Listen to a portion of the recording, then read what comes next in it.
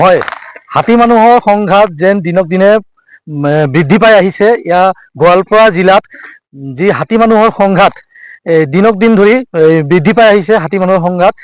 মই এতিয়া উপস্থিত আছো গোৱালপাৰা জিলাৰ দুধনৈ নিকটৱৰ্তী পাহিদল গাঁৱত। পাহিদল গাঁৱত খেতিয়কে ইয়াতে চাওক যি কলৰ খেতি, কলগছৰ খেতি ৩,০০০ গছ পুলি ৰোপণ কৰিছিলে তেখেতসকলে।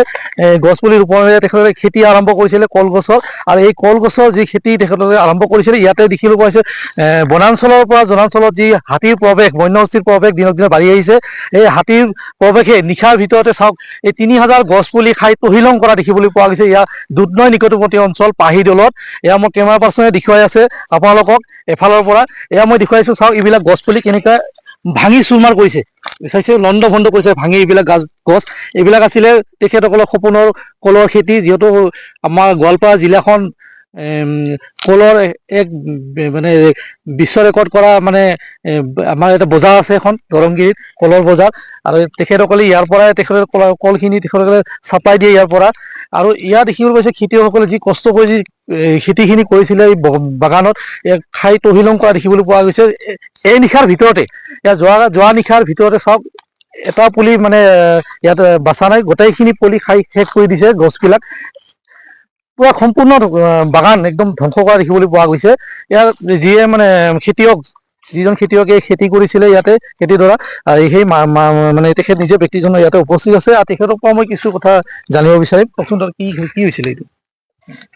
ৰাতি আহিছিলে হাতী মোটামুটি ১টামান বজাত। বহুত কেইটা হাতী আহিছিলে? বহুত কেইটা আহিছিলে, ৪০-৫০টা মান আছিলে। আচ্ছা, আহি কলগছবোৰ খালে, গোটেই বাগানটো ধ্বংস কৰিলে? নাই আৰু বেছি গছ নাই, সেই অলপেই আছে। খেদিবলৈ চেষ্টা কৰিছিল আপোনালোকে? খেদিবলৈ ৰাইজ ওলাইছিলে, তথাপিতো বচাব নোৱাৰে। আচ্ছা, বন বিভাগৰ মানুহ আহিছিল নেকি? বন বিভাগৰ মানুহ অহা নাই, এতিয়ালৈকে অহা নাই। বন বিভাগৰ মানুহ চাব অহা নাই। কিমান গছ পুলি আছিল আপোনাৰ? ৩,০০০ আছিলে। ৩,০০০ গছ পুলি ৰোপণ কৰিছিলে। আচ্ছা, নামটো কি? হিতেন ৰয়। হিতেন ৰয়। সেয়া হৈছে হিতেন ৰয়।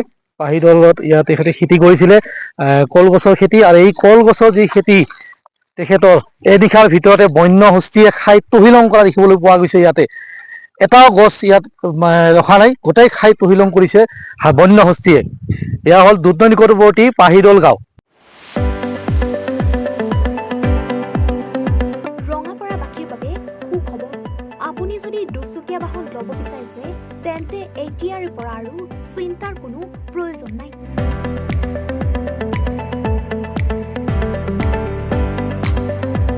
আপুনিও আহিব পাৰে DBP এছ'চিয়েটৰ বাজাজ টু হুইলাৰ ডিলাৰ।